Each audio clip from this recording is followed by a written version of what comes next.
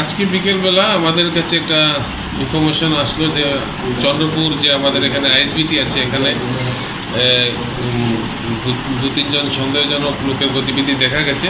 তারপর আমাদের sub inspector কৃষ্ণনন্দন Debnath এবং আমাদের ইন্টেলিজেন্স ইনপুটের উপর বেস করে আমরা এখানে তিনজন লোককে আমরা আটক করেছি বিকেলবেলায়। তার ভেতরে আপনার একজনের নাম হচ্ছে মোহাম্মদ সিরাজুল শেখ, আরেকজনের নাম হচ্ছে মোহাম্মদ আলামিন এলিয়া জুয়েল। একজনের বাড়ি হচ্ছে বাংলাদেশের রাজশাহী ডিস্ট্রিক্টে, আরেকজনের বাড়ি হচ্ছে বাংলাদেশের সুনামগঞ্জ ডিস্ট্রিক্টে।